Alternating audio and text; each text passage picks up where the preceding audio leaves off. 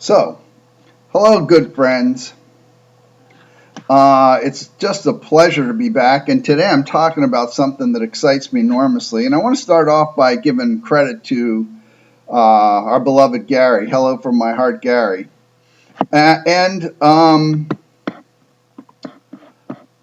So, what I'm going to be talking about today is paradox, the power of paradox. The pause of power, and then if I have time, I'm going to talk about stopping time. So, the last time I talked about the power of paradox, Gary was nice enough to point out, he made a comment afterwards that he didn't believe in paradox because he didn't believe in duality, because he believed in oneness. And that really helped me enormously because I understood that I don't think I really made my point, because the whole point of the power of paradox is oneness. So I'm going to take another pass at this. So when we think about our reality, we think that the point is there is no objective reality. All of reality is subjective. In other words, there's no reality outside of us. The only reality is inside of us, in our consciousness, in our conscious now. So, what happens is we get involved in the world, and it seems to us like there's power in some other person or thing, because we're upset, maybe the mixer in the kitchen's not working, or the computer's not working, or event. We're upset because there's some event going on outside of us that we find troubling. And the point, and Gary made the point, and it went right to the heart of the matter, which is there is only oneness. So the paradox is that it seems like there's power in a thing, in an event, in a person outside of us, and there's not. There's no power outside of us. So, how do we use this? And it's what I call the pause of power. Because when you're going through anything and you take a pause, so Gina, in her introduction just now, talked about being the observer. I've heard Stephanie many times talk about she is at choice. In other words, in every moment she gets to make a choice. And this is the same thing. It's the power of pause. Just pause and take your power back. Just reflect to yourself, look, there is no power outside of me. I am the creator. So pause, say, I am the creator. I have the power. I have all the power. And then at that point, you're back in control. Now, what I'm going to tell you next is actually quite staggering. It's completely amazing. When you do that, when you do this process, when you take your pause and take back your power from whatever's outside of you, then you affirm yourself as the creator. This is the remarkable thing. At that point, the process is over. It's not beginning. That's not when you dig into your problems and solve them. Just the fact of reclaiming your power ends the process, ends it. So, the realization, the awareness that you are the creator, that you are the power, ends the process, ends the loop of you being controlled by something outside of yourself, Because if you have all the power, nothing outside of yourself is controlling you. Now, before I go to the next point, I want to put in a caveat here. If things in your life are working for you, don't stop them. In other words, if you're seeing a therapist or you're taking a medication or you're going to the doctor or whatever it is you're doing that's working for you, don't stop that. I know, I agree that it is outside of you, but you have to be realistic about this. This is a giant leap. This is not something that you just snap your fingers and make a transition to a whole new mindset and a whole new way of life. So, that said, everything in your life is just a permission slip. So it doesn't matter if it's medicine, a doctor, a person, a car, or whatever. Everything in your life is just a permission slip to be the God that you already are. So, when you realize, and let's go back now to Gary's point about duality. Now, before I even say that, I want to say this. Some few people have a remarkable ability to live from a place of oneness. That's not most of us, but it's certainly a place that we want to go. And in that ability, they overcome the illusion of duality. But for most of us, we believe that things outside, not only that there are things outside of us, but that they have power. Medicine, a car, food, we think that those things have power. And they do because we believe it. We believe it. But if we didn't believe it, they would lose their power. So when you take your power back to yourself, in essence, what you're saying is, I am at cause. I am the cause. And the way, of course, you do that is by realizing that you're the creator. You are all that is. Now, one of the most powerful aspects of the power of paradox is this, that when you see things in your life that make you uncomfortable, we need to go back to the root, and this is the root, oneness. So, all that is love. Every particle of the universe is love. Every last thing in our life is here because it loves us unconditionally and has agreed to take part in our experience of reality, our bubble. So, in learning to understand this duality and make the leap to oneness, the point is that you understand that the duality we see is not that way. Not that way for all that is, and not that way in the context of a larger reality. So, for instance, in our reality, 99.99% of people would say Adolf Hitler and Jesus Christ were two completely different energies. But the reality is that they're not. There's only one thing in this world.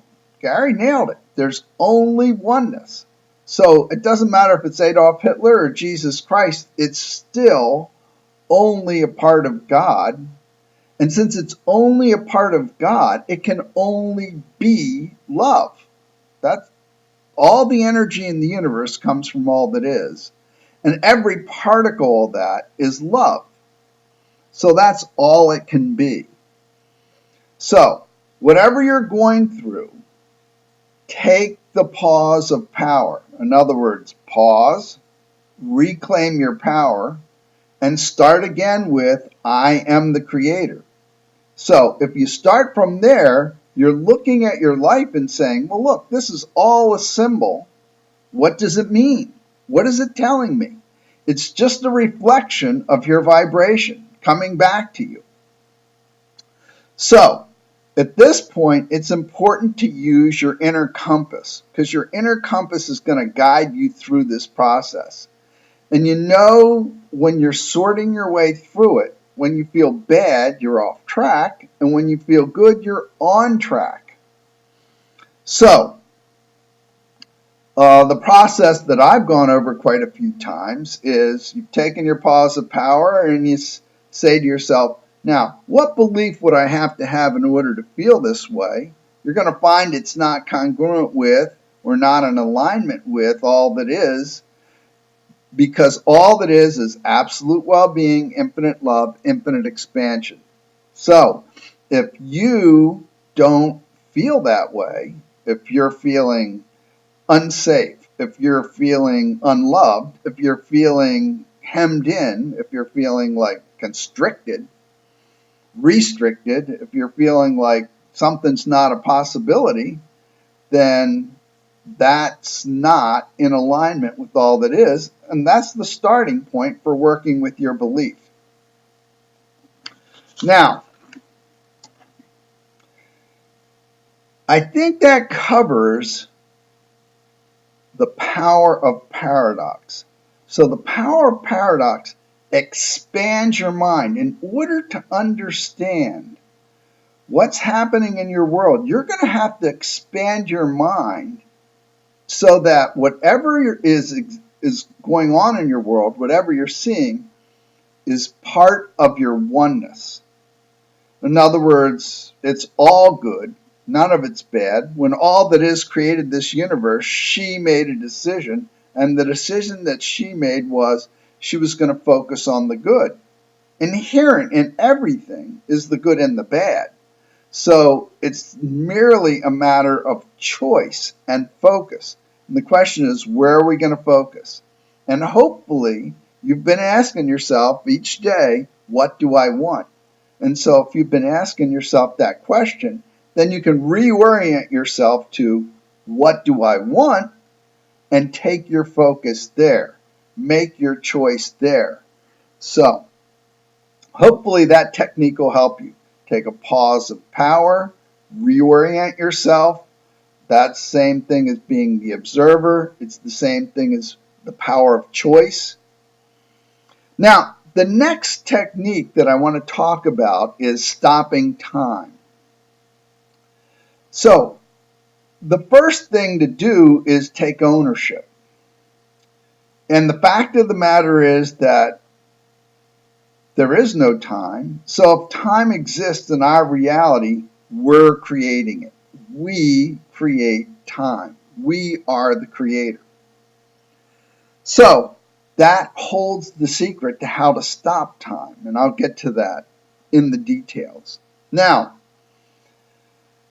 the word I just used there, details, is quite ironic because it's this.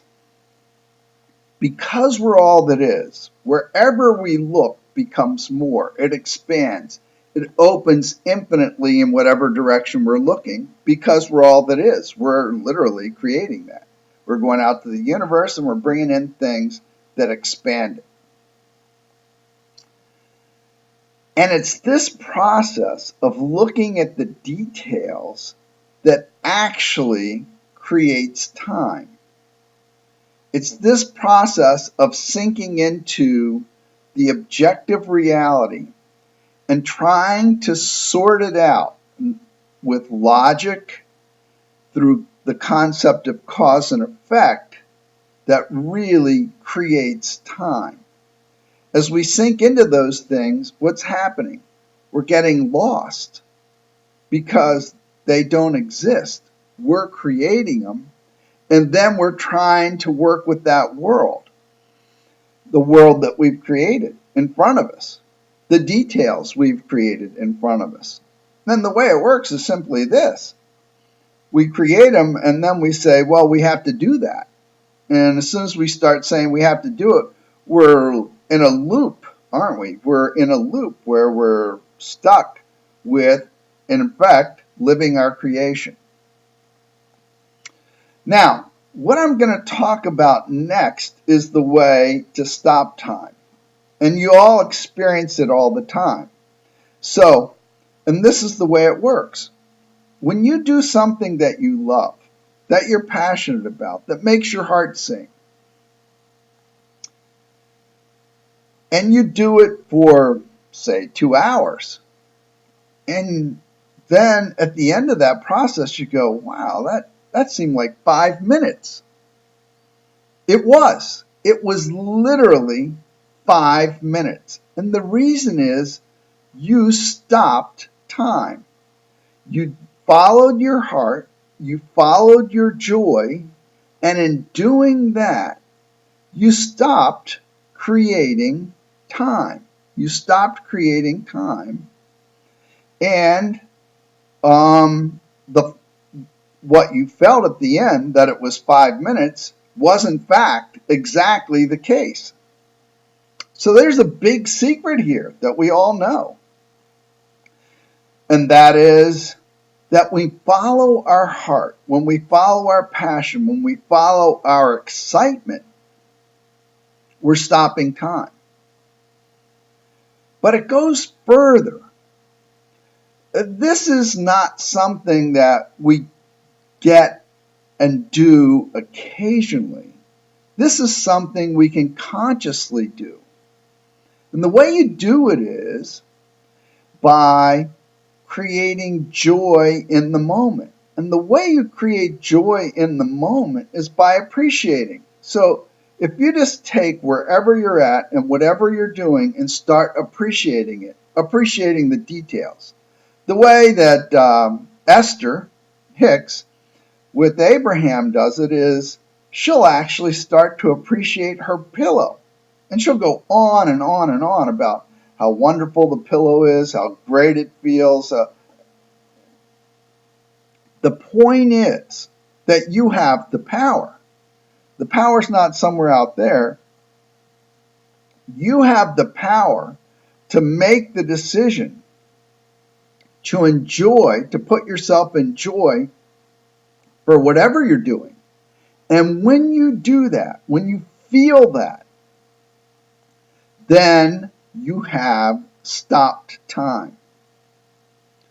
Now, I want to go on and talk about something pretty remarkable, and it's this.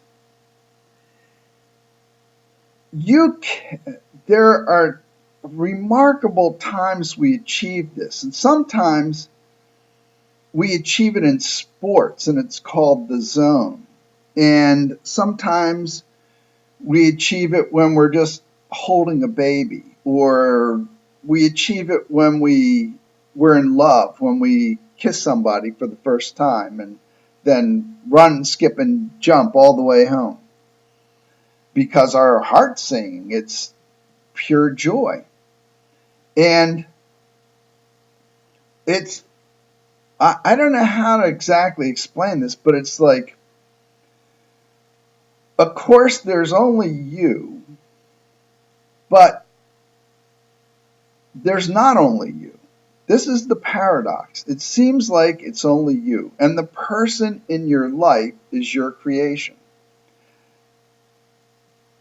Abe says they don't have a choice. Seth says they're following your script. Bashar says they're gifting you their energy. But the point of the matter is that literally everything in your life loves you. Every physical thing, every person, everything loves you, or it wouldn't be in your life. They've agreed to play the role that you've given them. This is really powerful. So, we can feel alone because everything in our life is our creation. Or we can choose to feel like we're loved infinitely by every particle of our reality. So the whole of reality is conspiring for us. The whole of reality is working for us. Everything is working for me. Nothing is happening to me. Now, so when you're getting in the flow, one technique to get in the flow, and it's quite remarkable because everything in your reality is you, but and this is almost pure Byron Katie, as you learn to love what's in your life, and specifically as you learn to love others, but literally everything in your life, you can make that transition to that special place where you're in the flow and you stop time. In rowing, it's called swing. When you get 8 oarsmen in a scull rowing together, they reach a point of epiphany. They reach a point where they care so much about each other. They've put themselves aside, no matter what their life is, no matter what their history's been. At that moment, when they're in the boat, when they're pulling the oars together, they're so connected to each other because they care so much about each other. You could even say love each other, that all of a sudden something happens. They connect to a higher level of existence. And every muscle in their body, every particle of their existence starts to get into harmony with the others they're in the boat with. And as they row, it becomes a magnificent study in movement. It's pure art. It's literally breathtaking. And you can tell when it's happening because it looks like every detail of what's happening as they row down the river is in synchrony. Because it is in synchrony. So that's just an example of another technique: following your heart, following your joy, learning to love and care about others, that can put you in this really special, very magical place. Thank you all very much, and I hope you have a great week. These are 2 powerful tools, so learn to pause, be the observer, make a choice, and learn to follow your excitement, your passion, and practice stopping time. It's lots of fun. Thank you.